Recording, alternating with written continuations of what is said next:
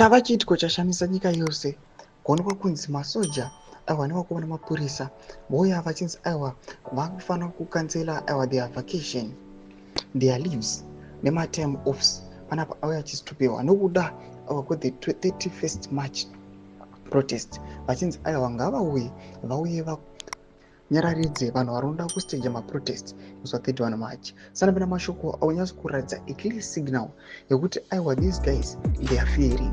Vakomana ava vari kutya and they want to capture vanhu vese vatoita maprotest not vasubscribe or like or the bell icon. Panguva ino iri kuonekwa kunzi aiwa Geza is onto hiding. Panapa toona kuti mukwezo wamudanyora achiti security apparatus in the country are tightening up security in the country amid 31 March protest.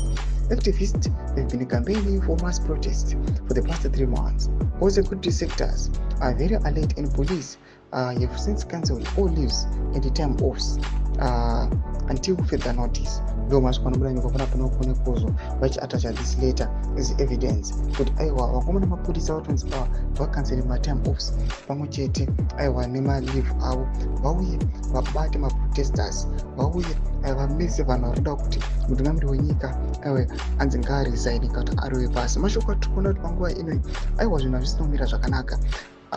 People they are not really understanding kuti the position yevanhu vari very very influential vakaita semavo veterans the military nyange ichizikanwa kuti the military kune vamwe vakusapota mutungamiri wenyika vamwe vasapota vana Geza but they do not know kuti aiwa zvichange zvakamira sei.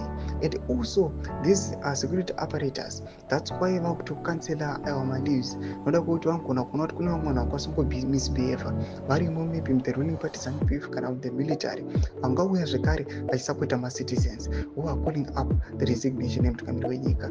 Mbudza mafunguro enyu muri kudii pamusoro pechiitiko ichi. Mina comment section medu mutisa mafunguro enyu. So subscribe or like, turn on the bell icon.